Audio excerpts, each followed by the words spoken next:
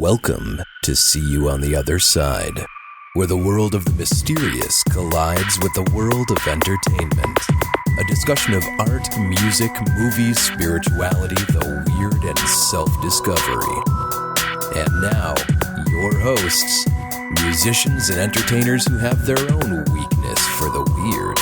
Mike and Wendy from the band Sunspot. Hey, we are live Sunday, coming right at you. It's, once again, this is Mike, Sunspot, See You on the Other Side, American Ghost Walks, hanging out with my brethren in weird, and I'm talking about my literal brethren, my sister, Allison. Sunday! That's right, Sunday. And Big Daddy, Mike Huberty. My rock and roll weird family, Wendy and Scott. How is everybody feeling on this fine Sunday afternoon? It actually is if you had a chance to venture outside with your masks on, it's a pretty nice day. Beautiful day. It's a beautiful day in quarantine. I'm feeling unkempt and pale. Oh. Yes. But we're starting to feel ripped from doing all these push-ups and the prison workout plan. Still working. You guys are still working on the old push-ups. Myself, if you haven't seen, I haven't shaved now in 5 weeks. I like it. I want to see what happens. You look like a mountain man. I look like Bob Seger. or like a Scotsman. You know, like just need to put a your mud on. Scotsman. A Highlander. You look like a Highlander. That's it. I'll take that instead of a mountain man. Okay, just hope that everybody is doing all right with, obviously we are all still stuck inside or not supposed to hang out with other people. But they can't stop us from Skyping. We're going to Skype every day. That's right. They cannot stop us from speaking to each other over the internet. And, you know, this is going to be episode 292 of the See You on the Other Side podcast. And we wanted to just talk about some of our favorite personal UFO stories, as well as stories that we get from our listeners and the people who have been checking out the podcast. And I got to say, I feel like ufology is a contentious field. You know what I mean? Because you have people at several levels. Because ufology is different than ghosts in a certain way, because ghosts require that leap of faith right away, in that there's a soul or an afterlife. Like, you're immediately jumping to that leap that there's a soul or an afterlife. Whereas in UFOs, there's a variety of levels of belief that you can get to. Do you guys know what, yeah. Like, starting with, like, just there's something weird in the sky. Right. Okay. Just unidentified something. Anything. Right. Yeah. So you could start out with just something weird in the sky. You're like, okay, well, is it an alien? I don't know. It could be a foreign spaceship. It could be not a foreign spaceship. It could be a foreign airplane. It could be a spy satellite. It could be a human craft. Could be swamp gas or a weather balloon. Right. Any kind of visual, anomaly. Yeah. And if you guys want the real story of the swamp gas, you're going to have to listen to our episode with Mark O'Connell, the guy that actually wrote the book on Dr. J. Allen Hynek. Literally. Great book. They didn't use any of that for the Project Blue Book History Channel series. Yeah, of course. It's not based on any facts. No, whatsoever. But it is a lot of fun. It's like an X-Files kind of show, but it is completely fictionalized a version of Dr. Hynek's life. They should start putting the quotation marks around History Channel, like fancy ketchup, you know? Absolutely. Right. I've never thought of the History Channel as fancy ketchup before. But I mean, to me, it's more of the like Hunts compared to like the National Geographic Heinz. Nice. When you're comparing the ketchups of quality. But we would definitely recommend Mark O'Connell's book, Close Encounters, Man. It's really good. That is thoroughly researched. It's a great book, and we were talking to him a couple years before he released the book, and he was, talking about writing it, and he goes in the whole story of the swamp gas in the See on the Other Side episode. We interviewed Mark O'Connell for 2 episodes. Early on, we talked about his writing for Star Trek, and then we talked about his research into J. Allen Hynek and why the swamp gas, like everybody was like, J. Allen Hynek is such a debunker because of the swamp gas thing. But when you listen to the actual story, you'll find out that Hynek isn't the bad guy that everybody said he was. He's not the wild debunker that everybody said he was. So we'll have to put that link in the show notes. So starting out at that level, we can start with there's just something weird in the sky level. That's interesting. Then there's the level of we don't think it's a human craft in the sky and it's an alien. And that is a leap of faith. Then we're starting a leap of faith. But, I mean, does anybody really think that aliens don't exist at all elsewhere in the universe? Are there people that are like, okay, we are the only life. Earth is the only life in the entire universe? I think that's a minority position. Yeah. I mean, I think scientists today will say that there has to be intelligent life somewhere in the vast universe.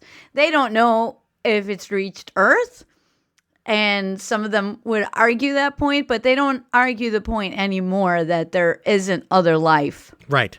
Because I think that's part of the idea of how we got here. We evolved from some speck of life that came flying in on a meteorite that took hold on Earth. So. Well, I mean, that's a controversial theory, Right. Scott. That's panspermia. And there are some scientists that put that forward, but there's a lot of scientists that don't like that idea either, that we were seeded somehow. You think back when this was just molten lava, well, life had to have come from somewhere then. I mean, we have to avoid the religious conversation. Right. That's exactly because I was just going to say, saying that there's no life out there is like saying, I know something that we don't know. We couldn't possibly know. But then that's right. that's what faith is, right? I mean, right. Sure. Essentially. So never mind. We won't. Right. We won't go down that road. I think people think that there was some chemical reaction that happened here that was fairly unique, that just came about from the primordial soup. Mm-hmm. And they don't like to say that, maybe there was life somewhere else, and, some of those bacteria or viruses hitched a ride and then found a new home here. They prefer to think that, some kind of chemical reaction brought it about here, and it rather than it being somewhere else first. Sure. And I mean, panspermia might be, controversial, the idea of it. I think it's more controversial, the idea that we were seeded by someone else, rather than the idea that the chemical reaction could have come from something from a meteor or a comet coming by the planet. I think it's to say that we were planted here, like in Prometheus. Well, not talking about Quatermass or anything like that. Just the idea that even bacteria accidentally got here and started it all. Sure. Is controversial to some scientists. But certainly the idea that we were intentionally put here is way out there. Well, so now we're talking about more levels of belief, because the thing is, so you're saying that, okay, life exists out there in the universe, and other people, everybody's like, yeah, that's got to be true, right? That's got to be true. And then you go to, okay, now that life is like flying by and visiting our planet, kind of like we do on safari or something like that. Yeah. And then there's the next level, that they've made contact and they're here. Right. And that's the X-Files level, that they made a deal with the government, and they're keeping it from us. That's the disclosure level, I think, of belief. So we come to like, okay, yes, weird things can happen in the sky. Okay, sure, they might be aliens. 3, the aliens are here, the government knows about them, and they're hiding them from us. Right. And then, even beyond that, is the idea of, exopolitics, that we have to prepare to enter into a federation of planets or something cool like that. The Anunnaki? Yes. Oh, the Anunnaki. That's a whole new. How can other we forget thing about the that we Anunnaki? were Our friends, a the slave Anunnaki. race of the Anunnaki. But David Icke. Let's even. David Icke. Yeah. Let's even go beyond that and talk about. So there's some people that are like, oh no, it's not nuts and bolts craft. They're not from another planet. They're actually fairies or demons who are deceiving you into thinking their intelligence is from another planet, but they really originate from here and are just pulling the wool over our eyes, presenting themselves as kind space brothers when they really want our eternal souls, or they just want to mess with us like fairies. I think that's always a fun theory. It reminds me of this game called Dark Conspiracy that was a role-playing game that was in the 90s. And it was the idea Oh that... man, you love those 90s role-playing games. Because 90s role-playing games were super dark. And that's what made them Yes. fun. Like they had to be like What was the vampire one? Vampire the Masquerade, girl. That was the game that we used to play. And that was, you dress up like vampire. Like you played the bad guy. And that was the idea. So that was the first time, instead of being the noble heroes who would slay the dragon in role-playing, you would be the vampires who had to feed on humans. You're the LARPers from What We Do in the Shadows. Oh, yes. Yes. Yeah. No, I was a total LARPer. I lived I will vouch for that. What was your character name, Mike? Oh, I was the storyteller. So I wasn't just a character. I was like 10 different. It was like 10 different characters. So when You didn't take like your baptism or your confirmation name, Cyprian, and make that Cyprian. into your vampire There you character? go. That's pretty good. I love That'd that. be a good one. But the thing is, that since the live action game, you would have the people who would play their characters, and then I would have like 4 or 5 people working with me who would play different other characters throughout the evening. And you would like turn your friend's basement into a nightclub. We'd go to Spencer Gifts and get different colored lights and stuff like that. And there's no booze. We were all under 21. And, but you'd have things that looked like wine or non-alcoholic wine and stuff like that we'd serve. And then we'd all like just play the characters and do the thing. There's no age limit on animal blood. I think you were skipping true. out. We could have gone to the drank animal butcher, blood. Mike.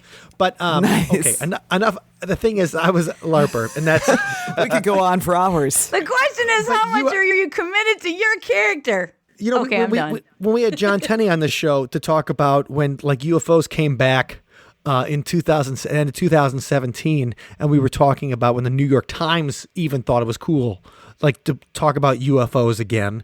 He was mentioning that things are like happen in cycles, and UFOs were huge in the 1990s. Wendy, remember all the people like in college that had T-shirts that said things like "Take me to your dealer"? It was like a Roswell alien smoking a doob. I think a lot of it, too, had to do with the popularity of X-Files at the time. Oh, yeah.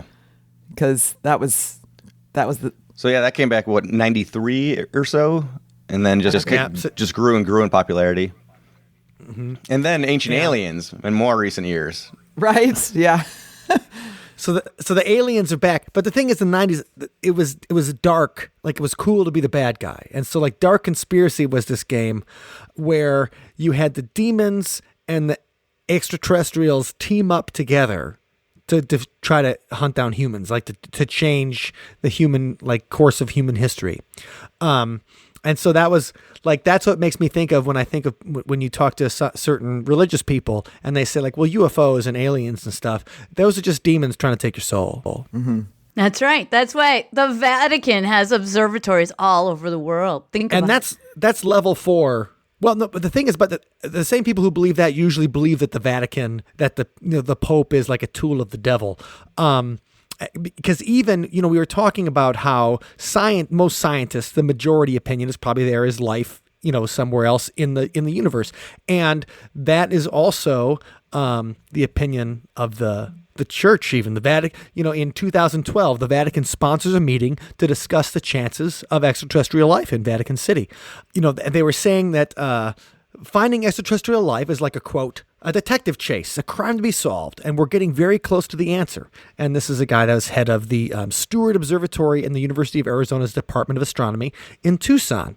And he's at this Vatican conference where these archbishops and priests are discussing the implications, the religious and spiritual implications that life exists elsewhere in the universe. And so, what's one thing that the Pope and like Richard Dawkins can agree on? It's the idea that there's probably extraterrestrial life in the universe. And that's probably the only thing they'll ever agree on. And so that's what makes, I think that's what makes this interesting. Oh, and Stephanie comes in and she's like, the Pope is an alien. Nice. He might be. He might be. Funny enough, we did have an episode of the podcast with the Reverend John Polk, and he claims that he's been visited many times by the people in space, and that Jesus was an alien. So the Pope being an alien, that's not even quite off the mark from people we have had conversations with in the past. Okay. Now, we should probably start, the idea is some of our personal favorite UFO stories and maybe our own UFO experiences. And I have one. Okay, so let's start with people that have actually had a UFO experience here. And Allison, what can we debunk for you? Okay, well, I'm not saying it's the mothership. In fact, I don't think it is. I just don't know what it is. I mean, Wendy Scott and I believe in the mothership because we've seen George Clinton's tour bus. Yeah. So we absolutely believe in the mothership. I just don't think it's alien. I absolutely believe in George Clinton. I mean, Yeah. he is awesome. He has superhuman abilities of performance. Oh my gosh. Yes, Right. that's His right. whole clan. And great hair. Yes, exactly. He's got superhuman funk. Yeah, definitely. Atomic Dog, still. I listen to that almost every day. I love that song. Anyway, so besides George Clinton, I did see something extraordinary. Now, I know it wasn't a drone. I've seen drones before during the day and at night. I've also seen Chinese lanterns, and it wasn't that either. So I'm not sure what it was. And it was a broad daylight sighting. And actually, it happened when I was still working at a traditional school. And so I was driving to work, running a little late. And it was about 7:25 in the morning on Monday, September 26, 2016.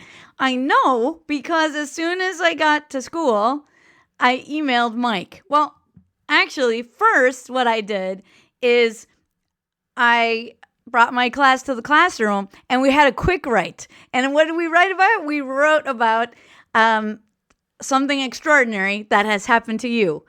And I just took that opportunity to write down all the facts as I could remember them. And then as soon as I had done that, I copied that to Mike and sent it so that I would have a record. Good job, Allison. And I didn't have much, I wasn't able to answer it or pay a lot of attention because that was the date of my daughter's birth. So Allison, Yeah. you were a little busy. A UFO sighting, and I had other things to worry about, unfortunately, rather than your UFO sighting, Allison. Yeah, what I wrote to you in this email is I saw some UFOs today at about 7:25 a.m. and I couldn't wait to tell you. Maybe it's a sign. Is it baby time? It's funny that it was baby time. It was baby time. Anyway, I don't know why that would have any relation to aliens or whatever these things Well, were. just to jump in really quickly, I think that's fascinating. That happened on Adeline's The arrival birth. date. So there are some people out there that wonder if aliens and UFO sightings are getting mixed up with angel sightings, or if there's some kind of a family guardian angel connection there. And Sheryl Crow even has a great song. First song on her second album is called Maybe Angels, and it's actually about aliens. Yeah, interesting. Well, and I don't know why I would connect the two things, but anytime anything peculiar happens, I guess I was like, maybe it's some kind of sign. So I wrote this. And then, of course, he didn't get back to me right away because it was baby time. But anyway, I said, below is what I wrote for the kids today. So remember, these are fourth graders. So some of this might sound a little obvious, but it's written for fourth graders. Below is what I wrote for the kids So today. you guys out there, in the listening audience, it's actually for you. Yeah, absolutely. It's about at your speed. Wow. Something amazing happened. Sorry. Something amazing happened to me this morning. No, my brother's baby didn't come yet, unfortunately. Well, actually, it did. But anyway, this is what I actually wrote that morning. It was So we've already debunked your story. I was just that part. I was driving to school on Highway 43 southbound when I saw something strange in the sky. Actually, it was two somethings. I wondered, were they planes? But I couldn't stop and look because I was on the expressway. That means emergency stopping only. The objects were pretty high up. That's why I thought they were planes. But I actually saw two planes go by this morning also. These other objects didn't seem to be moving, and they didn't have the blinking lights that planes have to have by law. They were like two groups of three bright white lights hovering there. One was much lower than the other and off to the right. What were they? I wish I could have stopped and taken some video. By the time I got off the expressway, the lights were in back of me and seemed to be getting smaller. I think maybe they were flares, but I'm not sure. They seemed to fade out instead of coming down like they were on parachutes. They also didn't really seem to move at all, just hanging motionless in the sky for at least 5 minutes. What do you think they were? So I have some details to add to this account. So I can't say how high up there they were. I mean, I was coming under an overpass, and they seemed to be before the overpass and above the overpass, but it's really hard to tell how high something is up in the sky. So I know they were above the overpass, but I'm not sure of the exact height, and that would seem to make it difficult to judge the size. But I know also that besides the fact of them being like three circular lights in a row, there was a dark rectangular form that they seemed to be seated in.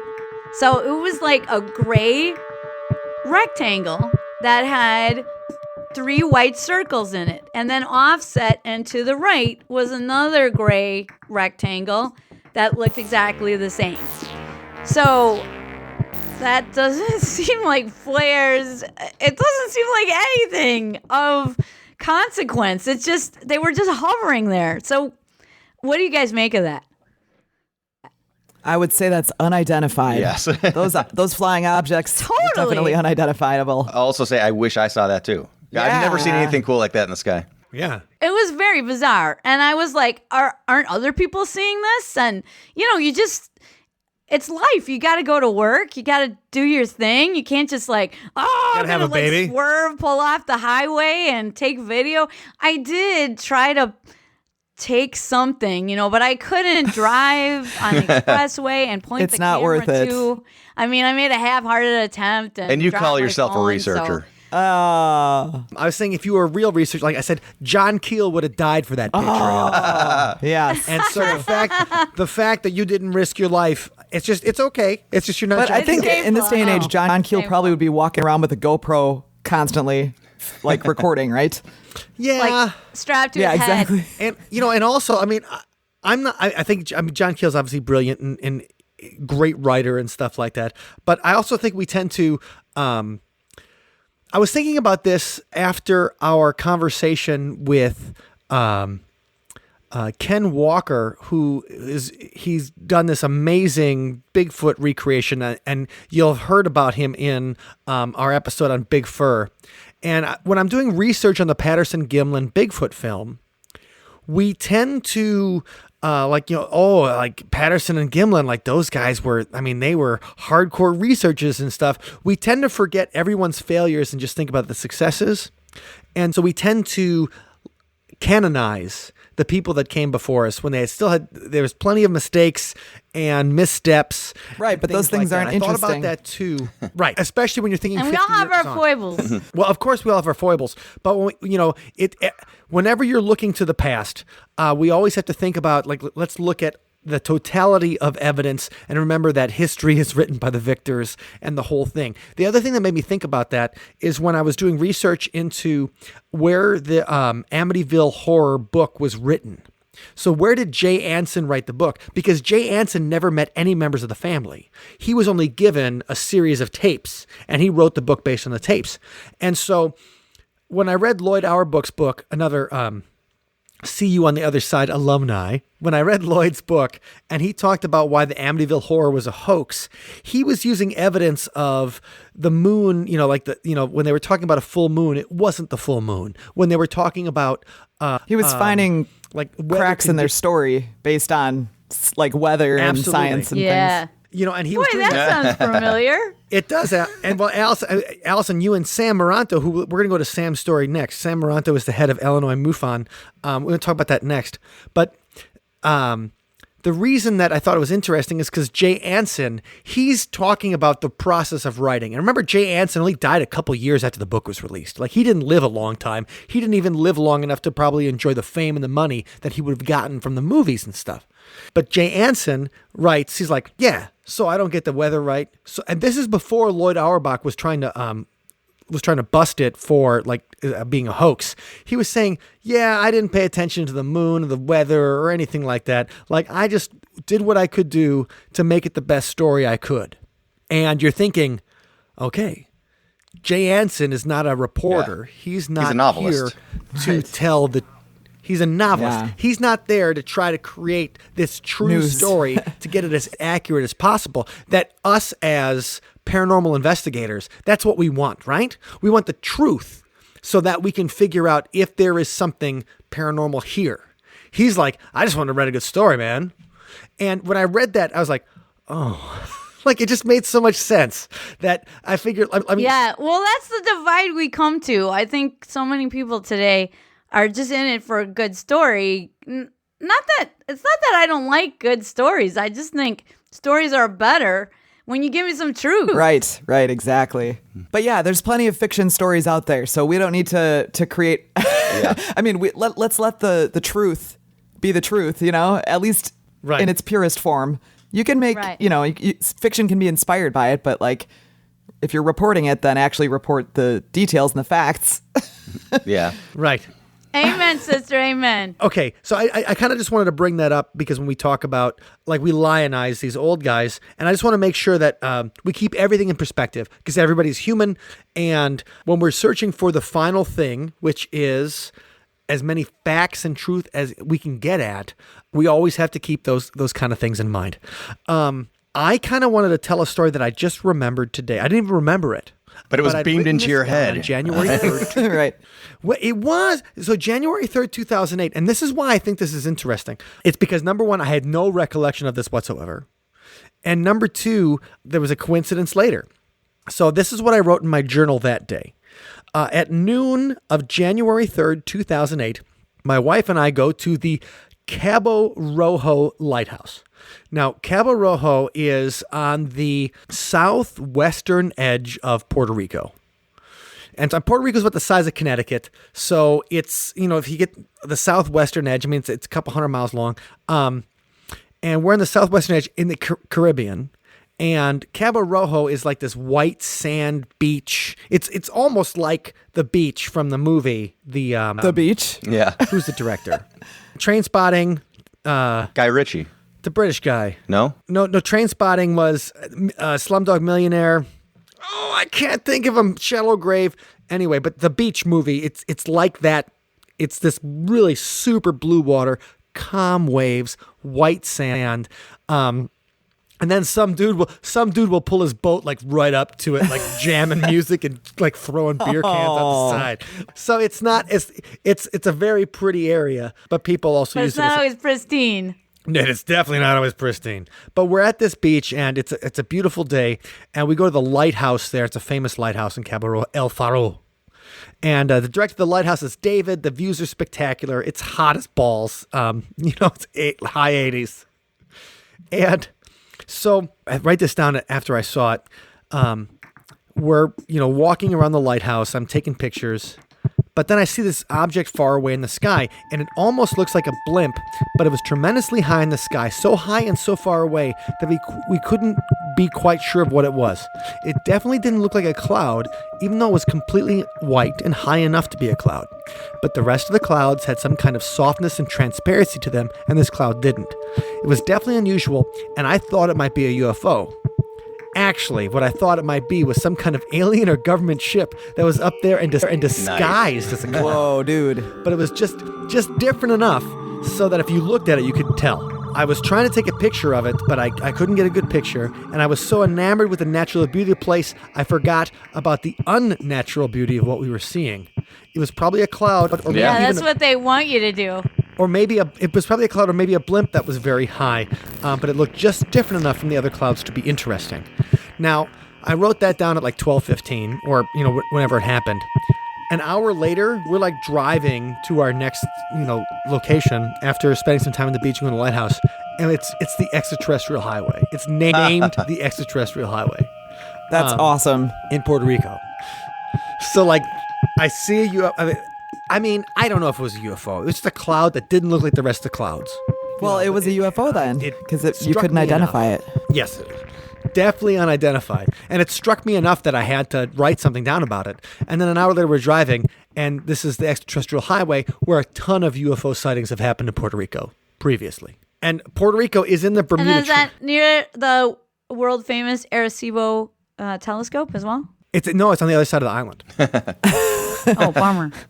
Mwah, mwah. I wanted to connect those two. But that doesn't mean you connect it to the Bermuda Triangle, because so one of my favorite Bermuda Triangle stories actually happens not very far away from Cabo Rojo, as someone's flying back from Santiago in the Dominican Republic.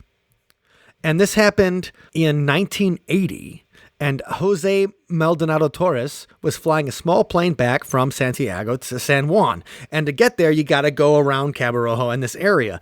And by the time you get to Cabo Rojo, then the next part is you're over the island the rest of the time. But before he was over the island, just as he's getting back into Puerto Rican airspace, the official report states that he's complaining about a weird object. He could see this weird thing, and he said it was interfering with his navigational equipment. That was the last message they got. The plane was never seen again, and two people, him and his co-pilot, disappeared that day. And the thing is, the father of the other passenger of the plane was an assistant chief in the Puerto Rico Aero Police, and he was an accomplished pilot himself, and he was one of the people who was leading flights searching for his son.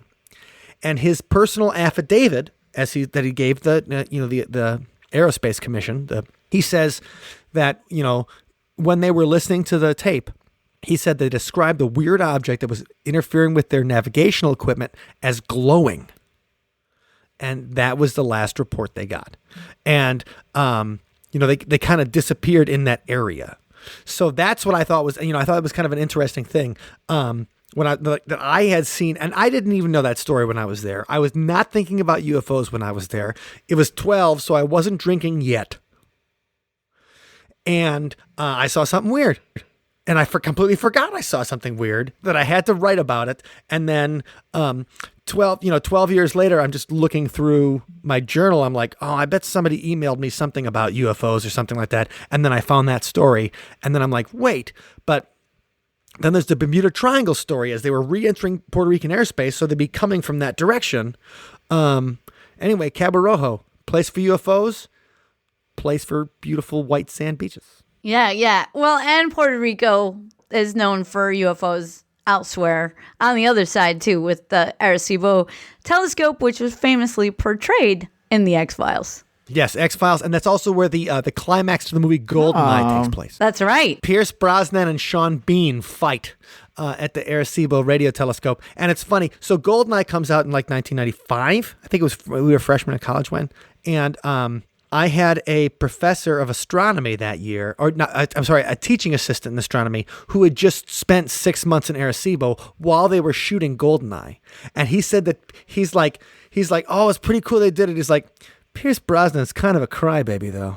And what? He's like, he was just always complaining about stuff. And I'm just like, Pierce Brosnan, you're breaking my heart. And it just made me laugh to hear that. I forgot that he's like, oh yeah, he's like, I was there when they shot GoldenEye. I'm like, what? Awesome. I'm like, James. And you have to remember what a dandy he was during Remington Steele and his old, his younger years. So I can believe that. You're right. I can believe it too. Kind of a namsy-pamsy. We haven't had a chance to listen to, I wanted to say, we were talking about Sam Moranto from Illinois, MUFON, and I want to play you guys Sam's UFO story that he called in and shared with us. So let's take a listen to that right now. Hello, you guys. This is Sam, and you wanted a UFO story? Well, this was our account, Sam and Julie, back on Friday, May the 2nd of 2003. We were driving southbound on LaGrange Road at an intersection of 159th Street in Orland Park. To our left, in the southeast section, above the Pep Boys, Julie noticed a large orange orb pop in and all sorts of discharges around it, much like looking like fireworks displayed all the way around it, and then oozing from the bottom, small orbs of exactly the same color.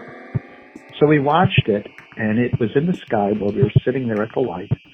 And as we moved away, we were watching it for probably about 7 minutes.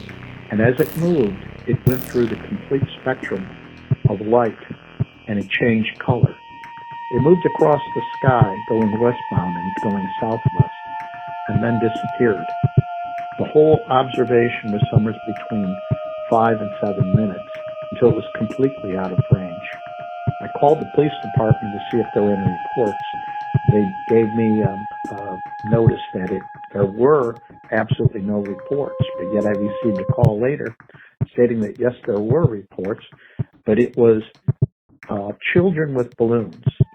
And when I asked the person why did they make that statement, they says they were told to. And that was it in a very brief summary. And by the way, we had a north to south wind at 13 miles an hour. There were multiple witnesses. We weren't the only ones seeing it. Thank you. Bye. Oh, man. Now, Sam, first of all, Sam's a super nice guy and he's a lot of fun. And we've enjoyed talking to him on the podcast before and at paranormal conventions. But the thing about that, and most importantly, he's a meticulous researcher. Yes. And he doesn't take anything at face value. If you listen to the end of that call, he goes in and says, well, there was a north. He talks about the direction of the wind and the wind amazing. Speed. And so it's like he goes in and he tells that. He gives you the direction of the wind, the wind speed, and also the fact that somebody called into MUFON or whatever, calls him and says that, they had seen those objects too, and they were told to tell them that it was children with balloons. And so so that story has two levels. Number one, Sam saw something weird over at Pep Boys, but number two, that somebody had told another experiencer that it was just balloons, and if anybody asks you about it, it's just balloons. That makes me think about, the X-Files episode where Jose Chung from Outer Space. Jose Chung's from Outer Space, where like Jesse the Body Ventura. That's my favorite. Mine too. And Jesse the Body Ventura and Alex Trebek show up as Men in Black. Classic. Awesome. And Jesse the Body Ventura's like, what you saw was the planet Venus. And I'm trying as a 5'8" guy, I'm trying to tell everybody what a 6'6" guy, like I'm trying to sound like a 6'6" guy who has a You're doing a pretty good job. very different diaphragm in order to create sound. But the thing is, like, that makes me think, somebody told, like, they call Sam, what I like about Sam too is he sees something, he calls the police. Because what might it be? Yeah. Well, even if it's children's balloons, or even if it's alien, like he calls the cops. Like you see something that makes you crap your pants. Like we talked about, like with our mother a couple weeks ago when we were talking about their ghost story. they heard this knocking at the door. They were living across the street from a cemetery, and a knocking at the door in the middle of the night gets a phone call to the cops. Even though Bob had his shotgun is ready to cap an ass. When witnesses do that, it gives their story an extra level of credibility. They're willing to go on the record. And it's sad that so few stories have that component, because it really makes you wonder. I mean, I didn't call the cops because, all right, what I saw didn't seem to be of any danger to anyone. But, when you see something that, puts the fear of God in you, what do? You call the cops. So when people report seeing extraordinary, terrifying things, well, your next question to them would be, what did you do? Did you call the cops? Right. And if they didn't, why didn't they call? Well, Sam Moranto obviously doesn't have that problem, because the thing is, he's not going to report it to MUFON. He is MUFON. Yeah. So, he's got to go to the next level. He's not just Right. he's like, oh, I'll just send it to MUFON. No, you are MUFON. All right. So I kind of, I wanted to read a story that was written by one of our patrons. Woohoo! Yay! And we read it, last time we were taking in stories, we did one of his ghost stories from his book, Stranger Than Fiction, A Skeptic's Journey. And now when you say, are you going to call the authorities or whatnot? With this particular story, this happened with people on an Air Force base. So when they talk about calling the authorities, I mean, they are the authorities. They are the people you would call when something like this goes down. And I know that Chuck himself is working on another book about ghost stories that happen to law enforcement officers. And awesome. Yeah. I love books like that. Yes. Yeah. And so, but this is from Chuck's book, Stranger Than Fiction. He gave us permission to read a story, and let's get into it. So, stationed at McClellan Air Force Base. Now, this is McClellan AFB is in California. Now it's McClellan Park. It's not an Air Force base. It was decommissioned in 2003, but we're going to go back here a couple of decades, back to when Chuck was a younger man and stationed there. This is a story called The Phantom Rider. My best friend at McClellan was a sergeant, a few years older than me, who I worked with a lot. Freddie, as I'll call him now, had been in the USAF since he was 18 and had been stationed in Italy and Panama, as well as Nellis Air Force Base, not far from the infamous Area 51 so many ufologists are obsessed with. Having gone on the USAF at the age of 22, I tended to be older than most of the airmen of my rank, and as a result, ended up hanging out with guys my age or slightly older. Freddie and I worked well together and spent time together on duty at his house, where his wife and kids always welcomed me in. We spent a lot of time talking on duty, mostly about politics and religion, but eventually the subject turned to the paranormal. When he was stationed at Nellis Air Force Base, Freddie had often gotten an assignment working the bomb range. He explained that sightseers would occasionally come onto the vast base to catch a glimpse of aircraft and had to be chased away for their own safety. While it took me a while to get Freddie to talk about Nellis, the wait was well worth it, but surprisingly not about UFOs, but rather supernatural events. Freddie's first story involved the Phantom Rider, a motorcyclist who wore all black who could frequently be seen in the bomb range and had to be chased away. The problem was, no one could catch him. My friend had chased the rider several times, marveling at just how good this dirt biker was. In general, when such a chase was initiated, units would be advised to break off and let the rider go. This led Freddie to theorize the rider was not a civilian after all, but a member of the security forces for one of the many classified sites on Nellis. Sites he would not tell me about, but which many Air Force bases have. One day, however, Freddie decided he was going to find out for sure and would not give up his chase of the Phantom Rider. He pursued him through the desert, finally into a series of canyons that Freddie knew had no exit. As before, the rider was just a little faster and eventually got out of sight, rounding a corner and vanishing. When Freddie rounded the same corner, he was sure he'd have his prey cornered. But the small box canyon was empty. No rider, no body, no nothing. Freddie was baffled. There was simply no way out of the canyon. I asked if he was sure he'd not lost him somewhere else. Freddie admitted that was a possibility, then proceeded to tell me about a nighttime pursuit of the rider, where again, he refused to give up, and it nearly cost him his life. This chase began with Freddie sighting what looked to be dual headlights, not the single headlight of a motorcycle, driving around in the desert at night. He responded to the area, lights flashing, and closing the distance, convinced that he could catch a car. The trespassers weren't giving up, though. They took off at high speed, trying to lose Freddy the same way the Phantom Rider had. While security police are the main security for Air Force bases, there are areas even they are not allowed to go. In Germany, we had a secure building used by the weapons inspectors that regularly went to the Soviet Union as part of the US-USSR treaty. The building had its own security, who were decidedly not military. Similarly, in California, we had a few interesting buildings that we didn't have security clearances to enter.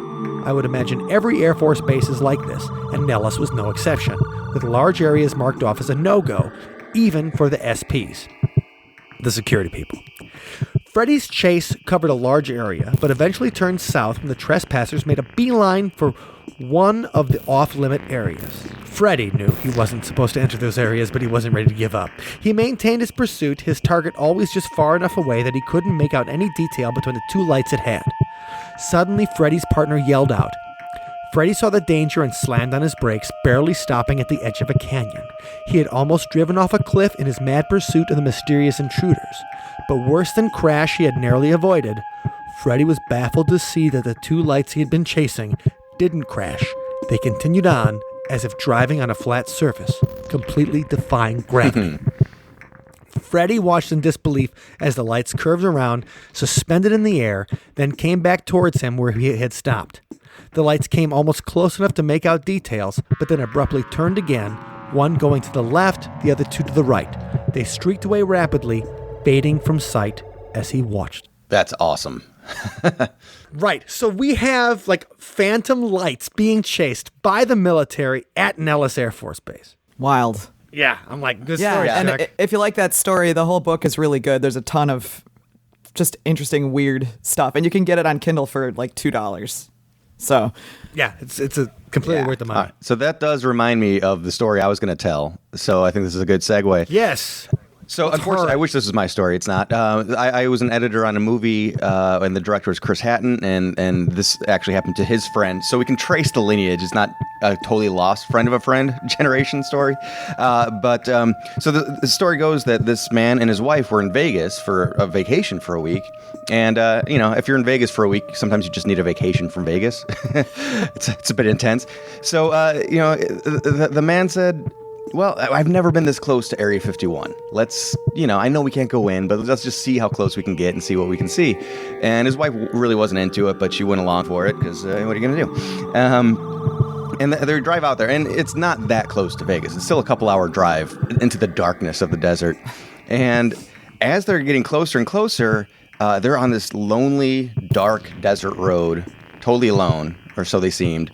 And frequently, suddenly headlights would turn on right behind them, and then a black SUV with blacked out windows would speed by.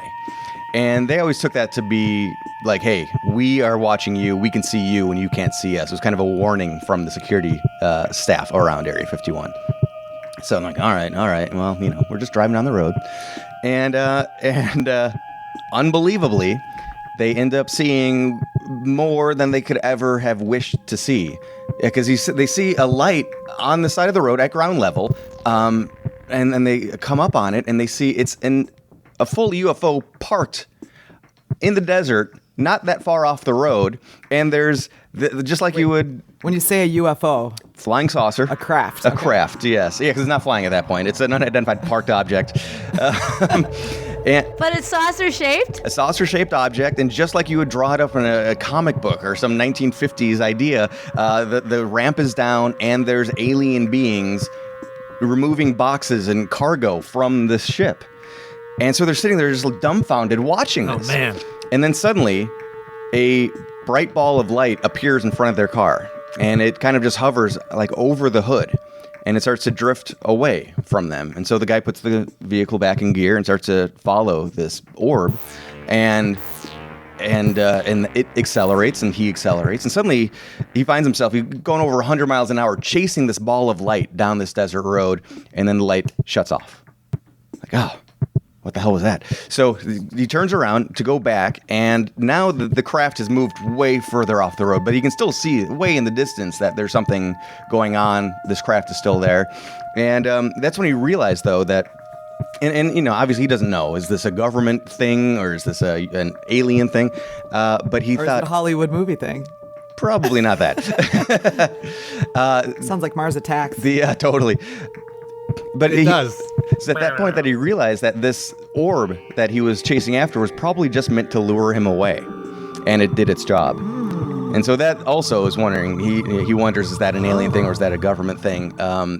I don't know. It was just so fast. The thing that really boggles my mind, though, and you don't really know unless you're the one there, is you want to see a UFO. And boom, you're watching a UFO and aliens, and then something else distracts you and draws your attention away.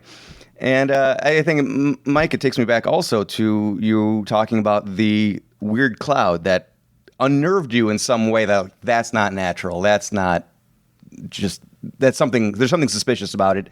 However, you then got distracted by the other stuff around you.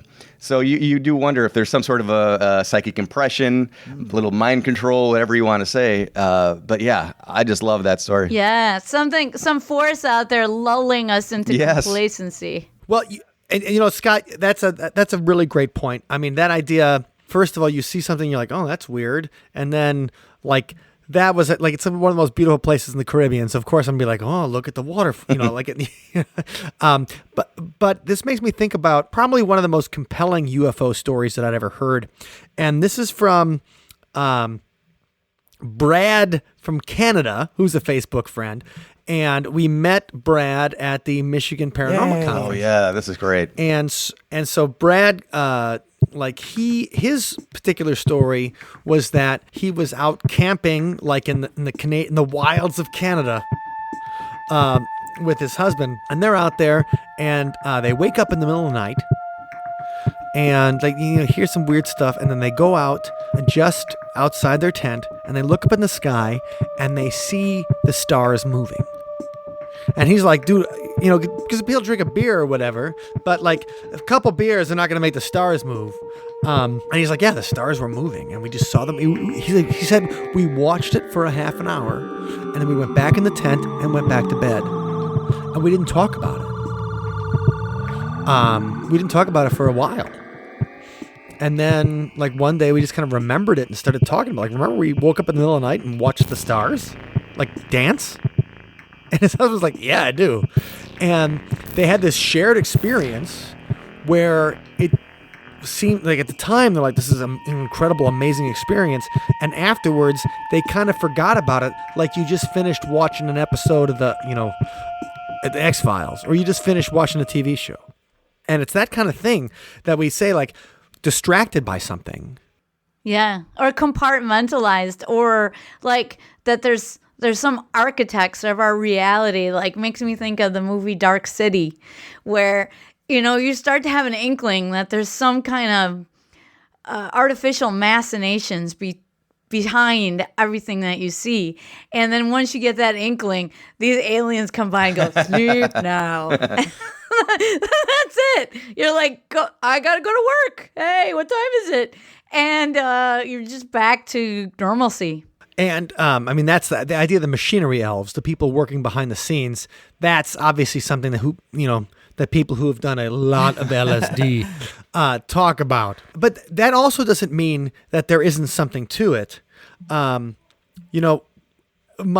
theory, of course, is that we'll see something amazing or something will happen, and then we'll forget about it or something, or it'll just like kind of fade into the background. And that's the machinery elves coming in and reprogramming us. Yeah. They're knocking us out with the smell of sulfur. As Joshua Cutchin talks about, the smell of sulfur, brimstone, if you guys don't know what sulfur smells like, eat a bunch of eggs and then gas a bunch, and then you'll know.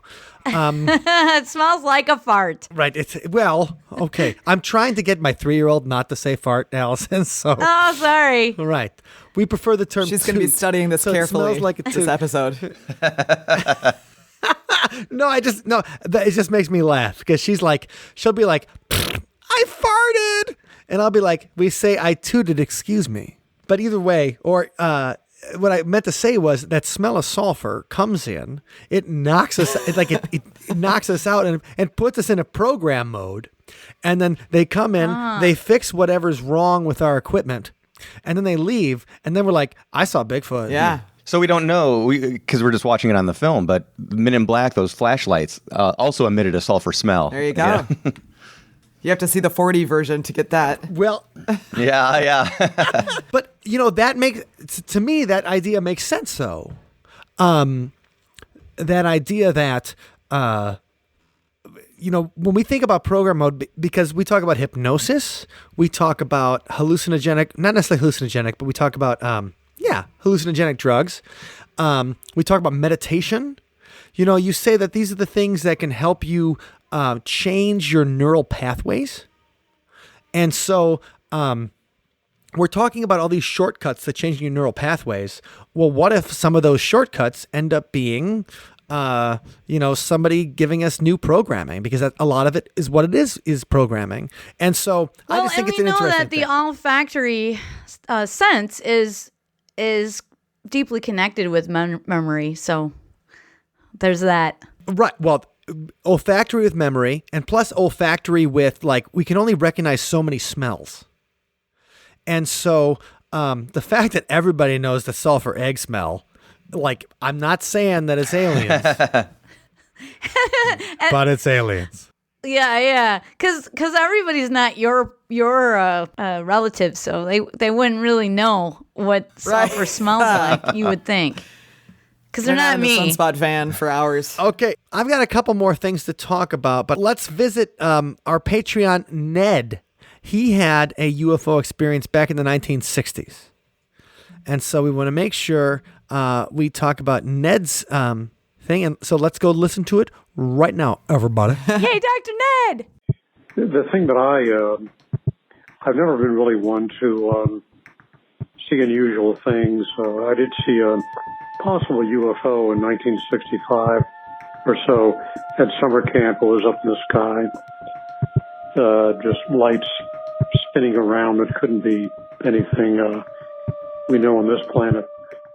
Okay, lights spinning around that we couldn't see on this planet at summer camp in 1965. Cool. And also, I think Ned sent a message too, right? I don't know if he went into more depth about it, but the idea, he's a cardiologist. Ned's not he's kind of a wild man because he knows how to have beer. But the thing is that strange, brief lights in the sky that did a fast circle that no jet could do. No crafts were seen. It was clear sky at summer camp. He was outside walking. And so it's nice always to see when you talk about scientists, like the guy that has to take care of your heart, Ned, that he could see a UFO and you'd be like, okay, Ned, I believe you. I still need you to make sure I'm breathing tomorrow. But it's that particular kind of thing. So thanks for the story, Dr. Ned. We appreciate that. And obviously, in every podcast, you get a shout out. So I'm going to give you a shout out. We love you, Dr. Ned. Shout out right now. 1, 2, 3, Ufta to you. Ufta. Some more interesting things.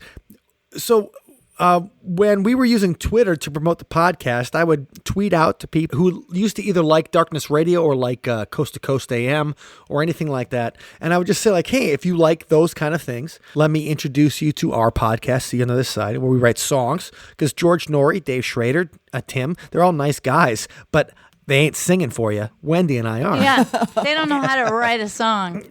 Right. To save their lives. So I talked to this guy named Michael Fricker. And he's up in Alberta, Canada, so he's up there in the Great White North. And he sends me he just emails me, and he's like, hey, I know we saw each other on Twitter, but I just want to let you know that I've had a lot of weird experiences happening to me. And he sends me a PDF file called Glimpses into My Twilight Zone. And so one of the interesting stories I thought was good was called Chalk Rings in the Sky. I was living in the trailer court in the town of Dominion, near the beach with a dirt road running down the middle. This is in Canada, so Dominion, probably a lot of maple syrup, and the Mackenzie brothers live up there. On a warm, sunny summer day, I was playing with a friend, and he had to go home or something for a few minutes. While he was gone, I stood in the center of the road and looked up at the puffy clouds above.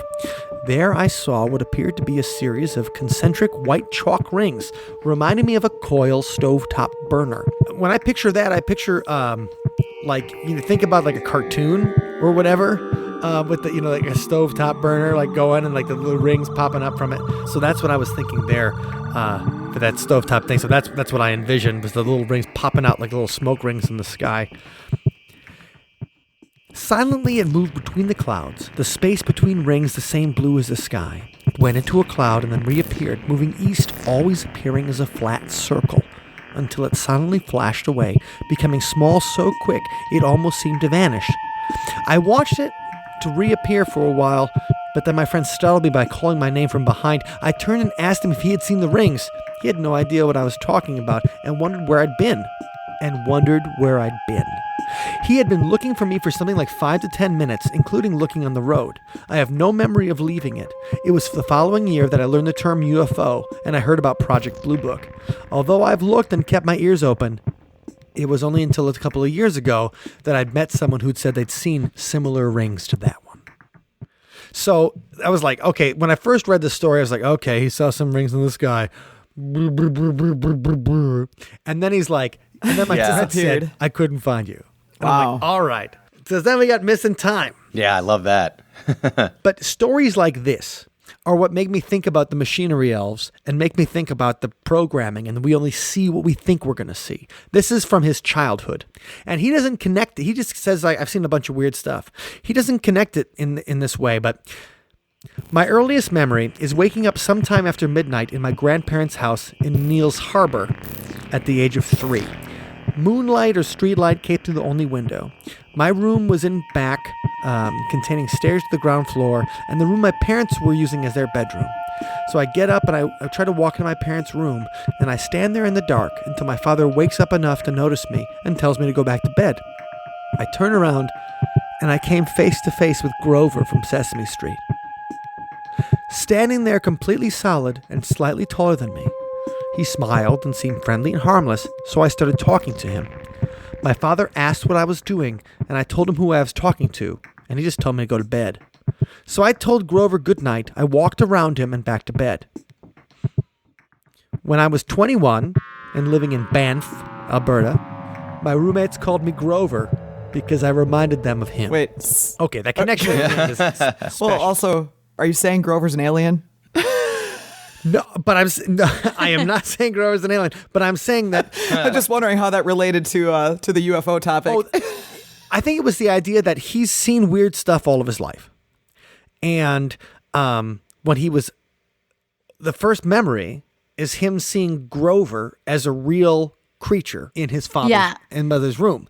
And then later on, he sees rings in the sky and disappears. And he's got several other things. They weren't necessarily UFO things. But but they could be. They could be screen memories, like of course, the famous Whitley Strieber and Communion talks about seeing owls all his life as from childhood on, seeing owls in weird places, and then at some point he realizes they aren't owls. This is just the camouflage that the aliens use. They put up something I'd be familiar with in place of an image of what they really look like, which would terrify me. That story, the Grover story, reminded me so much. The guy that I did some of my first paranormal investigating with, he talked about, as a little kid, probably the same age, seeing a little creature that looked like E.T., and it had a syringe, though, and it would kind of like stand over his head and slowly release the syringe so that a single drop of something would come down and hit his forehead, and then he would be totally paralyzed. Oh. So, and it's interesting, when you were a little child dealing with these things, yeah, I know. And then what after that? You know, he said he would feel... That's not cool at all. He said he would feel the tingle sensation throughout his body, and he just was totally paralyzed. Now, as a little kid, are you like just trying to associate, like, okay, this thing looks kind of like this thing I've seen on this TV show, so therefore now it is Grover, now it is E.T. Were they actually being visited?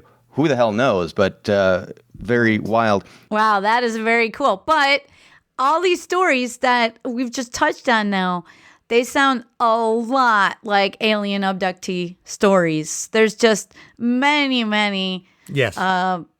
stories just like this from experiencers world over. But yeah, that idea, though, that you forget about them. That's the Men in Black. That's the little thing that smells like sulfur. So the Men in Black fart on you and you forget you just talked to them. All right. I think we got some great listener stories plus personal stories. I mean, it was fun to go back, and I had a UFO story I didn't even know about. Is there anything else anybody wants to particularly talk about today? We're already at an hour 20, so. Well, it's been fun. I love hearing these stories. And we should encourage people, if you have any strange stories, we love strange stories of every stripe. That's why the number to call them in is 414-40-IN for Charles Fort, who loved Fortiana. That's what the anomalies of life of any variety. He loved them all. We do too. So call in your stories to 414-FORTEAN, and the number is once again 414-367-8326. Yes, we're going to do this again in an upcoming episode where we're going to get in everybody's, maybe we've done ghosts, we've done UFOs. Maybe we should look for, maybe we'll just take in a grab bag of stories. And if we get them far enough advanced, we'll have a chance to kind of do research and see what kind of similar stories there were. Yeah, during that time. So if you have a date, if you have a time of year, make sure to leave as much information as you can. If you get cut off by the recording, just call on back and we can knit the story together. So you can call anytime. We have this line open all the time for your stories. So please call day or night and just leave your messages on my voicemail, 414-40-IN, and then we'll be able to retrieve them. If you leave your contact information, we can call you if you have any questions. But, feel free to leave everything right on the message there. You can also email them if you don't feel like talking. You can also email. Yeah, and we'll read them aloud. Obviously, we can do a dramatic reading. And if we have enough time, we'll put in some sound effects too. Anyway. Yeah, so we love your stories of aliens, of UFOs, Bigfoot, the Loch Ness Monster, ghosts, things that you just don't know what they are. Just, call those in. Maybe you've had a pressing ghost experience where at night you've been overcome by sleep paralysis, but it doesn't seem quite like that is enough of an explanation. Those are great stories that are we love the old hag as well. Obviously we love old hags here on the See you on the Other Side podcast and American Ghost Walks and What's Your Ghost Story and everybody. I just had a really good time today talking with you guys, and it was fun bringing up these old stories. And everybody who's been joining us live, thank you very much. And we'll probably do this again next week at the same time if it works for everybody, and we'll keep on.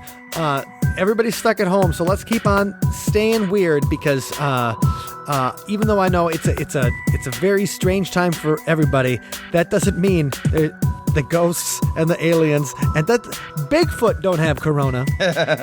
So he's still out there too. So you guys have a great week, and we'll talk to you on the other side. Well, something I said in this episode is that I'm going to punch the next person that says the phrase Space Brothers to me. Well, guess what? It's me. I'm the next person who's saying Space Brothers.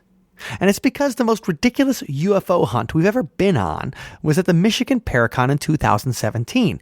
We all stood outside in the parking lot while Andrea Perrone of The Conjuring fame sang Sentimental Journey to the lights in the sky. It was ridiculous as it sounds.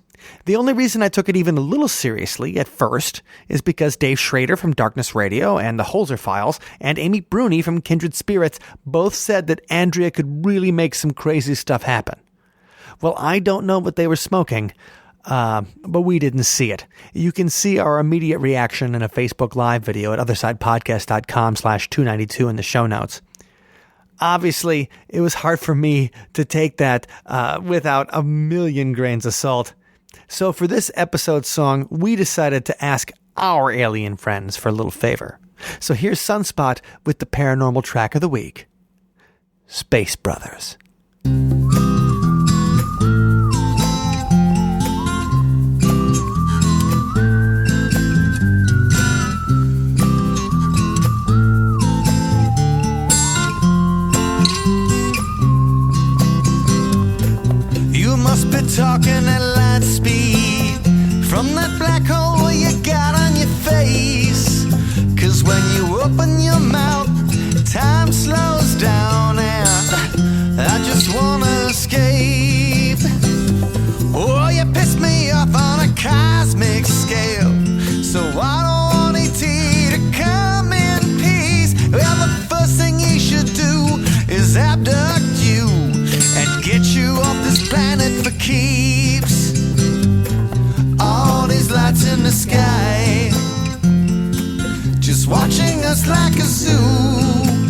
Well, if the Space Brothers wanna do something for me, I wish they would anal probe you.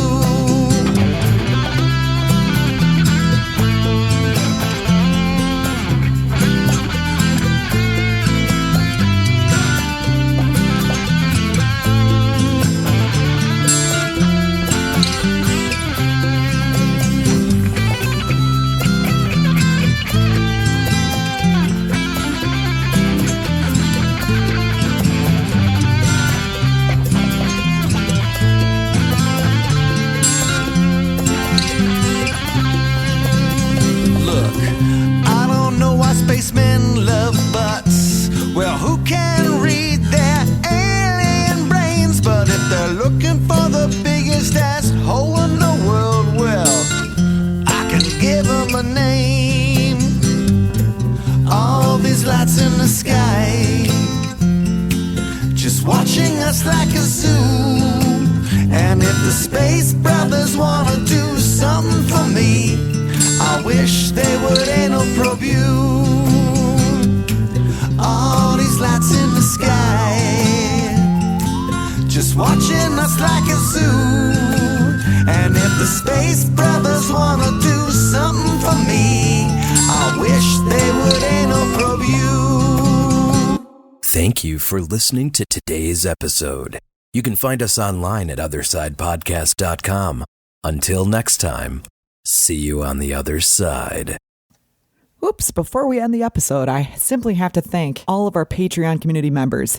This has been a really interesting month for us because in spite of the challenges provided by the current pandemic situation, our community is growing and we are so thankful and so excited to welcome to our community a whole bunch of new people.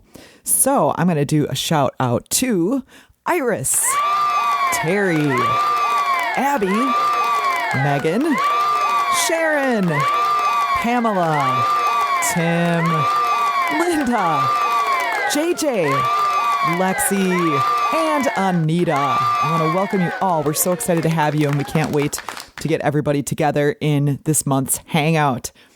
Now, I also want to thank Dr. Ned, who is at the level where he gets this executive producer shout out. Thank you so much, Ned, for being such a strong supporter of us.